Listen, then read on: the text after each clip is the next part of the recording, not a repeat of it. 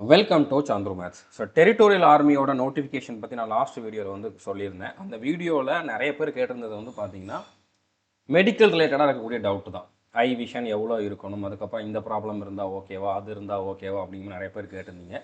So அதை பற்றி தான் இந்த வீடியோ நம்ம வந்து பார்க்க போகிறோம். இம்பார்ட்டண்டான மெடிக்கல் பாயிண்ட்ஸ், மேக்ஸிமம் நிறைய பேர் ரிஜெக்ட் ஆகக்கூடிய பாயிண்ட்ஸ் என்னென்ன அப்படிங்கிறத அந்த வீடியோ நம்ம வந்து பார்க்க போகிறோம். அதுக்கப்புறம் நிறைய பேர் கேட்டிருந்தது ஃபீமேல் கேண்டிடேட் இதுக்கு வந்து எலிஜிபிளா அப்படின்ட்டு. ஸோ ஃபீமேல் கேண்டிடேட் இதுக்கு எலிஜிபிள் கிடையாது. டெரிட்டோரியல் ஆர்மிக்கு வந்து மேல் கேண்டிடேட் மட்டும்தான் eligible. Okay, so video skip பண்ணாமல் ஃபுல்லாக பாருங்கள், முடிஞ்ச அளவு ஷேர் பண்ணுங்கள். ஓகே, இப்போ நீங்கள் டெரிட்டோரியல் ஆர்மினா என்ன அப்படின்னு தெரியல அப்படின்னா இந்த பிளேலிஸ்ட் பாருங்கள், டிஏ ஆர்மி அப்படிங்கிற பிளேலிஸ்ட் பாருங்கள். இப்போ அடுத்து வரப்போகிற இந்த 3800 வேகன்சிக்கான A to Z இன்ஃபர்மேஷன் கொடுத்துருப்பேன். இதில் வந்து ஜிடி கிளர்க்கு, ட்ரேட்ஸ்மேனுக்கான வேகன்சிஸ் வரப்போகுது. அதுக்கான எலிஜிபிலிட்டி என்ன, செலெக்ஷன் ப்ராசஸ் என்ன, சிலபஸ் என்ன, அந்த சிலபஸை எப்படி கம்ப்ளீட் பண்ணலாம் அப்படிங்கக்கூடிய எல்லா டீட்டெயிலுமே இந்த வீடியோவில் நான் வந்து சொல்லியிருப்பேன். ஓகே, அதுக்கப்புறம் இது வந்து ஜாப் ப்ரொஃபைலுக்காக நான் முன்னாலே கொடுத்துருந்த வீடியோ. இதில் வந்து இந்த டிஏ ஆர்மினா என்ன, நார்மல் ஆர்மிக்கும் இதுக்கும் என்ன டிஃபரன்ஸ், இதில் வந்து எவ்வளோ சேலரி இருக்கும், இதில் வந்து உங்களோட டியூட்டிஸ் என்னென்ன இருக்கும், லீவ் டீட்டெயில்ஸ் என்ன, ப்ரொமோஷன், பென்ஷன் எல்லா டீட்டெயிலுமே வந்து இந்த வீடியோவில் டிஸ்கஸ் பண்ணியிருப்பேன். இதை நீங்கள் வந்து பார்த்துருங்க. ஓகே, ஸோ இப்போ மெடிக்கலை பொறுத்த வரைக்கும் ஒரு சில ஜென்ரல் பாயிண்ட்ஸ் அப்படின்னு பார்த்தீங்க அப்படின்னா, நீங்கள் மெடிக்கல் போகிற அன்றைக்கி வந்து பார்த்தீங்கன்னா நீங்கள் வந்து உங்களோட ஹைஜீனை வந்து மெயின்டைன் பண்ணியிருக்கணும். ஓகே, நீங்கள் வந்து கண்டிப்பாக குளிச்சுட்டு போயிருங்க. அதுக்கப்புறம் ப்ரைவேட் பார்ட்ஸ் எல்லாத்தையுமே வந்து ஷேவ் பண்ணிவிட்டு போயிருங்க. அதுக்கப்புறம் புது இன்னர்ஸ் வந்து போட்டுட்டு போங்க. உங்களோட காதில் வேக்ஸ் கிளியர் பண்ணிடுங்க. நீட்டாக ஹேர் கட் பண்ணிவிட்டு க்ளீன் ஷேவ் பண்ணிவிட்டு போகணும். பல்லு வந்து ஒரு டென்டிஸ்ட்டுக்கிட்ட போய் உங்களோட டீத்தை வந்து க்ளீன் பண்ணிட்டு போயிருங்க. உங்களுக்கு கேவிட்டிஸ் இருக்கலாம், சொத்தப்பல் இருக்கலாம், அதெல்லாமே வந்து ரிமூவ் பண்ணிவிட்டு அடைச்சிட்டாங்க அப்படின்னா ப்ராப்ளம் இல்லை. அப்படி நீங்கள் சொத்தப்பல்லோட போனால் தான் ப்ராப்ளம், அடைச்சிட்டிங்க அப்படின்னா ப்ராப்ளம் இல்லை. ஓகே, அதுக்கப்புறம் நாக்குமே வந்து நீங்கள் வந்து க்ளீன் பண்ணிவிட்டு போயிருங்க. அப்போ தான் வாயில் ஸ்மெல் வராமல் இருக்கும். ஓகே, ஸோ அந்த மாதிரி உங்களை பார்க்குறப்போ ஒரு பெஸ்ட் இம்ப்ரெஷன் வந்து கொடுக்கணும். அது மட்டும் இல்லாமல் நீங்கள் கொஞ்சம் கான்ஃபிடெண்ட்டாக இருக்கணும். உங்கள் மேலே உங்களுக்கே டவுட் இருக்குது அப்படின்னா, அவங்க ஏதாச்சும் செக் பண்ணுறப்போ நீங்கள் நர்வஸ் ஆகிட்டீங்க அப்படின்னா, பிபிலாம் செக் பண்ணுறப்போ அதுவே வந்து உங்களுக்கு நெகட்டிவ் பாயிண்ட்டாக போயிடும். பிபி அதிகமாக போகுது, இல்லைனா கம்மியாக போகுது, அதிகமாக ஸ்வெட்டிங் ஆகுது, அது கூட உங்களுக்கு ப்ராப்ளம் ஆயிடும். ஓகே, உள்ளங்கை வேர்க்கிறதுமே வந்து ப்ராப்ளம் தான். ஸோ அந்த மாதிரிலாம் சின்ன சின்ன ப்ராப்ளம் இருக்கிறவங்க முன்னாலே அதுக்கு ட்ரீட்மெண்ட் எடுத்துகிட்டு சரி பண்ணிக்கிட்டீங்க அப்படின்னா நல்லது. ஓகே, ஸோ இது வந்து ஜென்ரல் பாயிண்ட்ஸு. அதுக்கப்புறம் இதில் ஹைட்டு வந்து 160 சென்டிமீட்டர் இருக்கணும். இது ஃபிசிக்கலில் போய் செக் பண்ணிடுவாங்க. அதுக்கப்புறம் உங்களுக்கு இந்த ஹைட்டுக்கு உங்களோட ஏஜுக்கு ஏற்ற வெயிட் இருக்குதா அப்படிங்கிறதையும் செக் பண்ணுவாங்க. செஸ்ட்டுமே ஃபிசிக்கலில் போய் செக் பண்ணிடுவாங்க. மினிமம் 77 இருக்கணும். 5 சென்டிமீட்டர் வந்து எக்ஸ்பென்ஷன் ஆகணும். 82 வரைக்கும் வந்து எக்ஸ்பென்ஷன் ஆகணும். செஸ்ட்டில் எந்த டிஃபார்மேஷனும் இருக்கக்கூடாது. ஒரு பக்கம் மேலே, இன்னொரு பக்கம் கீழே, அந்த மாதிரி ஒரு செஸ்ட் வந்து இறங்கி இருக்கிறது, நடுவில் பள்ளம் இருக்கிறது செஸ்ட்டில், அந்த மாதிரிலாம் வந்து இருக்கக்கூடாது. ஓகே, நார்மலாக இருக்கணும். ஸோ இதுதான் ஹைட் வெயிட் சார்ட். இது வந்து அக்னிவீருக்காக கொடுத்தது. நார்மலாக எல்லா எக்ஸாமுக்குமே எல்லா யூனிஃபார்ம் ஃபோர்ஸுக்குமே வந்து ஹைட் வெயிட் சார்ட் அப்படிங்கிறது இதுதான். இப்போ இந்த டெரிட்டோரியல் ஆர்மிக்கு வந்து பார்த்தீங்கன்னா 42 வயசு வரைக்கும் இருக்கவங்க அட்டன் பண்ணலாம். பட் இந்த சார்ட்டில் வந்து 30 வயசு வரைக்கும் இருக்கிறவங்களுக்கு எவ்வளோ வெயிட் இருக்கணும் அப்படிங்கிறது வந்து கொடுத்துருக்கேன். ஓகே, இப்போ ஃபார் எக்ஸாம்பிள் உங்களோட ஹைட்டு வந்து 165 சென்டிமீட்டர்னு வச்சுக்கோங்க. மினிமம் நீங்கள் 49 கிலோ இருக்கணும். ஓகே, உங்களோட ஏஜ் வந்து 20 வயசுக்குள்ளே இருக்குது அப்படின்னா நீங்கள் வந்து 59.9 கிலோ வரைக்கும் இருக்கலாம் மேக்ஸிமம். உங்களோட ஏஜ் வந்து 30க்குள்ளே இருக்குது அப்படின்னா நீங்கள் வந்து 62லேருந்து 62.6க்குள்ளே வந்து இருக்கலாம். ஓகே, ஒருவேளை நீங்கள் 42க்குள்ளே இருக்கீங்க அப்படின்னா இதை விட கொஞ்சம் வேணால் அதிகமாக இருக்கலாம், ரொம்ப அதிகமாக போகக்கூடாது. நீங்கள் இந்த லெவல்லே மெயின்டைன் பண்ணுறது நல்லது. ஓகே, இது மினிமம், இது மேக்ஸிமம். ஏஜை வச்சு வந்து அடுத்ததாக வந்து ஹைட்டு வச்சு உங்களுக்கு எவ்வளோ வெயிட் இருக்கணும் அப்படிங்கிறது வந்து இதில் கொடுத்துருக்காங்க. ஸோ இதில் 195 வரைக்கும் நான் வந்து இதில் கொடுத்துருக்கேன். நீங்கள் செக் பண்ணி பார்த்துக்கோங்க உங்களோட ஹைட்டுக்கு உங்களோட ஏஜுக்கு எவ்வளோ மினிமம் வெயிட்டு மேக்ஸிமம் வெயிட் இருக்கணும் அப்படிங்கிறது வந்து பார்த்துக்கோங்க. இது நீங்கள் ஃபிசிக்கல் போகிறப்போ, ரேலி போகிறப்போ வந்து மெயின்டைன் பண்ணணும். ஏன்னா ஃபிசிக்கல் முடிஞ்சு அடுத்தடுத்து உங்களுக்கு மெடிக்கல் இருக்கும், கேப் இருக்காது. அப்படின்னாலும் நீங்கள் அந்த டைமில் இந்த வெயிட்டை மெயின்டைன் பண்ணணும். அண்டர் வெயிட்டாவோ ஓவர் வெயிட்டாவோ இருந்தால் கண்டிப்பாக அன்ஃபிட் பண்ணுவாங்க மெடிக்கலில். ஓகே, அதுக்கப்புறம் ரொம்ப ரொம்ப இம்பார்ட்டண்டான பாயிண்ட் அப்படின்னு பார்த்தீங்கன்னா ஐ விஷன். உங்களோட கண் பார்வை வந்து கரெக்டாக இருக்கணும். கண்ணாடி போட்டிருக்கவங்க இதுக்கு எலிஜிபிள் கிடையாது. ஒரு கண்ணில் 6/6, இன்னொரு கண்ணில் 6/9 வந்து டிஸ்டன்ட் விஷன் இருக்கணும். ஓகே, அதாவது அது என்ன 6/6 6/9 அப்படின்னு உங்களுக்கு டவுட் இருந்துச்சு அப்படின்னா உங்கள் ஊர் பக்கத்தில் இருக்கக்கூடிய ஐ ஹாஸ்பிட்டலில் போய் நீங்கள் செக் பண்ணிங்க அப்படின்னா ஒரு 30 ரூபா இல்லைனா 50 ரூபா தான் சார்ஜ் பண்ணுவாங்க. ஸோ அங்கே வந்து உங்களுக்கு இதுவும் செக் பண்ணி கொடுத்துருவாங்க. அடுத்ததாக வந்து பார்த்தீங்கன்னா கலர் விஷன் இருக்குதா அப்படிங்கிறதையும் செக் பண்ணிக்கலாம். ஓகே, ஸோ கண்ணாடி போட்டிருக்கக்கூடாது. கண்ணாடி போடாமல் நீங்கள் வந்து ரைட் ஹேண்டர் அப்படின்னா, நீங்கள் வந்து வலது கை பழக்கமுடையவர் அப்படின்னா உங்களோட வலது கண் வந்து 6/6 இருக்கணும், இடது கண் 6/9 இருக்கணும். அதுவே இடது கை பழக்கமுடையவர் அப்படின்னா அப்படியே மாற்றி இருக்கணும். ஓகே, நீங்கள் எந்த ஹேண்டரோ அந்த கண் வந்து உங்களுக்கு 6/6 இருக்கணும், இன்னொரு கண் வந்து 6/9 இருக்கணும். ஓகே, அதே மாதிரி கலர் பிளைண்ட்னஸ் இருக்கக்கூடாது. இப்போ இதுக்குள்ளெல்லாம் நம்பர் இருக்குது. ஓகே, இந்த 4லேயுமே வந்து நம்பர் இல்லை, இந்த 4லேயுமே நம்பர் இருக்குது. இந்த இதில் இருக்க நம்பர் உங்களுக்கு தெரியலை அப்படின்னா உங்களுக்கு கலர் பிளைண்ட்னஸ் இருக்குது. என்னென்ன நம்பர் இருக்குதுன்னு நீங்கள் கமெண்ட் பண்ணுங்கள். இதில் ஃபஸ்ட்டு இதில் இதில் இதில் என்ன நம்பர் இருக்குது அப்படிங்கிறத கமெண்ட் பண்ணுங்கள். ஓகே, இல்லை எனக்கு இதில் நம்பர் தெரியல அப்படின்னா உங்களுக்கு கலர் பிளைண்ட்னஸ் இருக்குது. இது மட்டும் இல்லை, இன்னும் நிறையா இருக்குது. ஒரு சிலருக்கு ஒரு சில கலர் மட்டும் தெரியாது. நீங்கள் ஹாஸ்பிட்டலில் போய் செக் பண்ணிங்க அப்படின்னா கரெக்டாக செக் பண்ணி சொல்லிடுவாங்க. ஓகே, அதுக்கப்புறம் நைட் பிளைண்ட்னஸ் இருக்கக்கூடாது, மாலைக்கண் நோயும் இருக்கக்கூடாது. ஸ்குவிண்ட் ஐ, அதாவது மாறு கண் அப்படிங்கிற மாதிரி சொல்லுவாங்க. பார்க்குறப்போ ஒரு கண் ஒரு இடத்துல, இன்னொரு கண் இன்னொரு இடத்துலையும் பார்க்குற மாதிரி இருக்கும். அந்த மாதிரி இருக்கிறதும் ப்ராப்ளம் தான். அது கொஞ்சம் ஸ்லைட்டாக இருந்தாலுமே பிரச்சனை தான். ஓகே, அதேமாதிரி நீங்கள் ஹாஸ்பிட்டலில் செக் பண்ணிக்கிறது நல்லது. நீங்களாம் செல்ஃபாக பார்க்குறத விட ஹாஸ்பிட்டலில் ஒரு ஐ ஹாஸ்பிட்டலில் போய் செக் பண்ணிக்கிட்டீங்க அப்படின்னா கரெக்டாக இருக்கும். ஓகே, அதுக்கப்புறம் மூக்கை பொறுத்த வரைக்கும் மெயினாக அவங்க செக் பண்ணுறது அந்த மூக்கில் இருக்கக்கூடிய இந்த மிடில் வரக்கூடிய அந்த எலும்பு வந்து ஸ்ட்ரைட்டாக இருக்கணும், ஹோல்ஸ் வந்து தெளிவாக இருக்கணும், மூச்சு விடுறதுல உங்களுக்கு ப்ராப்ளம் இருக்கக்கூடாது. ஓகே, இப்படி பெண்டாக இருக்குது அப்படின்னா டீவியேட்டட் செப்டம் அப்படிங்கிற மாதிரி இதை சொல்லுவாங்க. இப்படி இருக்குதுன்னா நீங்கள் முன்னாலேயே சரி பண்ணிக்கலாம். இப்போவே செக் பண்ணிவிட்டு இப்படி இருக்குதுன்னா நீங்கள் இப்போவே அதுக்கான சர்ஜரி பண்ணிடுங்க. அது மைனர் சர்ஜரி தான், அதனால் ஒன்றும் ப்ராப்ளம் இல்லை. பட் அது சரியாயிடும். அதுக்கப்புறம் நீங்கள் வந்து ஃபிட்டு தான். ஓகே, இப்படி இருக்குதான்னு நீங்கள் செக் பண்ணிக்குவாங்க. ஒரு இஎன்டி டாக்டர்கிட்ட போய் செக் பண்ணிக்குவாங்க. ஓகே, அதை காது மூக்கு தொண்டை நிபுணர்னு சொல்லுவாங்கல்ல, அவர்கிட்ட போய் நீங்கள் வந்து செக் பண்ணிக்குவாங்க. ஸோ அடுத்ததாக வந்து ஜென்ரலாக வேறு என்னென்னலாம் செக் பண்ணுவாங்க அப்படின்னா அவங்களோட லங்ஸ் நார்மலாக ஃபங்க்ஷன் ஆகுதா, பிபி நார்மலாக இருக்குதா, அடுத்ததாக வந்து பார்த்திங்கன்னா ஹெர்னியா குடலிறக்கம் எதுவும் இருக்கக்கூடாது, ஹைட்ரோசில் அதாவது விரை வீக்கம் அப்படிங்கிற மாதிரி சொல்லுவாங்கல்ல, அது வந்து இருக்கக்கூடாது. அதே மாதிரி வந்து பார்த்திங்கன்னா வேறு எதுவும் டிசீஸ் இருக்கக்கூடாது. ஸ்கின் அலர்ஜி எதுவும் ரொம்ப மேஜராக இருக்கக்கூடாது. லைட்டாக அப்பப்போ வேர்க்கூர் வருது, பரு இருக்குது, அதெல்லாம் ஒன்றும் பிரச்சனை இல்லை. ஓகே, சின்னதாக தேமல் இருக்குதுன்னா பிரச்சனை இல்லை. பட் நிறையா இருக்குது, அதிகமாக இருக்குது, சிவியராக இருக்குது அப்படின்னா கண்டிப்பாக அதனால் கூட உங்களை அன்ஃபிட் பண்ணலாம். ஓகே, அதுக்கப்புறம் டென்டல் பாயிண்ட்ஸ்னு செக் பண்ணுவாங்க. ஒரு பல் 2 பல் இல்லைனா ஓகே, பட் அதுக்கு மேலே போகுது அப்படின்னா ப்ராப்ளம் தான்.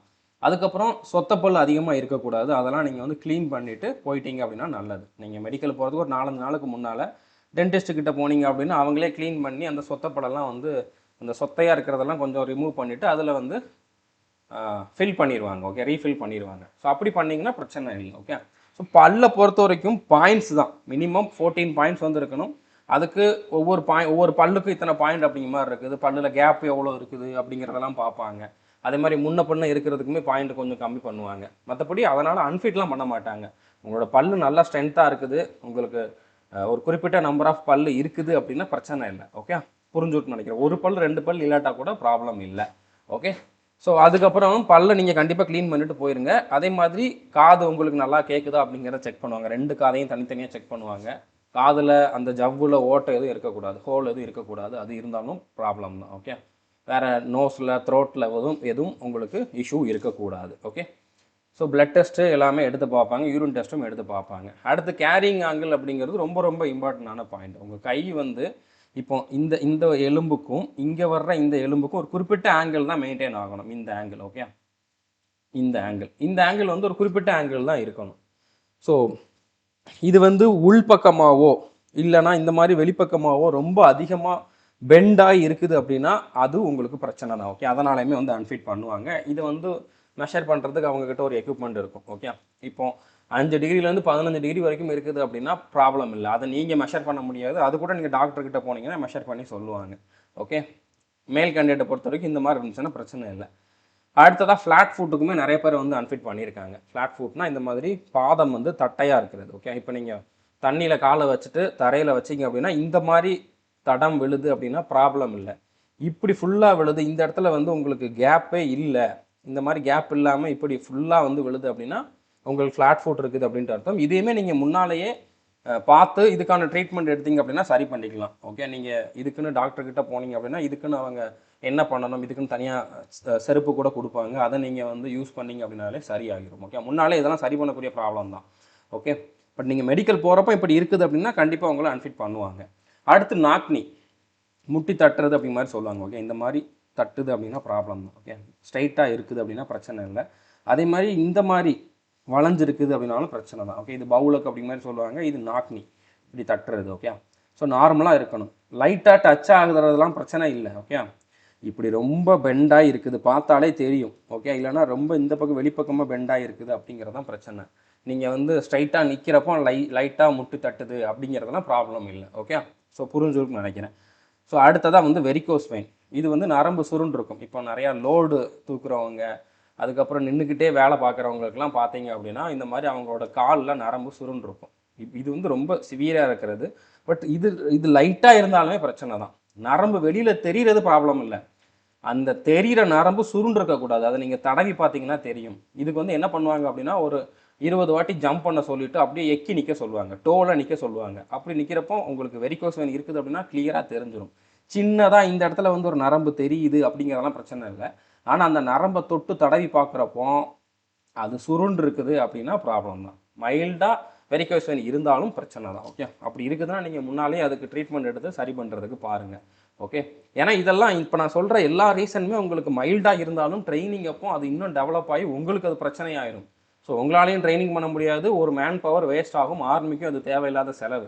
அதனால தான் இந்த மாதிரி இருக்கிற ப்ராப்ளத்துக்கு எல்லாத்துக்குமே வந்து அவங்க வந்து முதலையே கண்டுபிடிச்சி அன்ஃபிட் பண்ணிடுவாங்க. ஓகே, ஸோ வெரிகோஸ் வெயின் லைட்டாக தெரிகிறது பிரச்சனை இல்லை, அதில் வந்து பிளட்டு நார்மலாக சர்க்குலேட் ஆகுது அப்படிங்கிற வரைக்கும் பிரச்சனை இல்லை. உங்களுக்கு பெயின் இல்லை, வலி இல்லை அப்படிங்கிறதுனால பிரச்சனை இல்லை. ஆனால் வலி இருக்குது, இல்லைன்னா சுருண்டு இருக்குது, பிளட்டு கரெக்டாக சர்க்குலேட் ஆகலை அப்படிங்கிறது ப்ராப்ளம் தான். கண்டிப்பாக அன்ஃபிட் பண்ணுவாங்க. அடுத்தது ஒரு சில இம்பார்ட்டன்ட் பாயிண்ட்ஸ் என்ன அப்படின்னு பார்த்தீங்கன்னா, நீங்கள் மென்டலி ஃபிட்டாக இருக்கீங்களா அப்படிங்கிறத பார்ப்பாங்க. அது உங்ககிட்ட பேசுகிறப்பே தெரிஞ்சிடும், நீங்கள் எடுக்கிற மார்க்கை வச்சே தெரிஞ்சிடும். அதனால் அது ஒன்றும் ப்ராப்ளம் இல்லை. பேசுகிறது கிளியராக இருக்குதா அப்படிங்கிறதையும் பார்ப்பாங்க. ஸ்டாமரிங் இருந்தாலும் பிரச்சனை தான். ஒரு சிலர் வந்து திக்கி பேசுகிறவங்களும் இதில் அன்ஃபிட் ஆயிடுவீங்க. ஓகே, அதுக்கப்புறம் சர்ஜரி பண்ணாலே ப்ராப்ளம் அப்படிங்கிற மாதிரி இல்லை. மேஜர் சர்ஜரி பண்ணியிருந்தாலும் ப்ராப்ளம் இல்லை.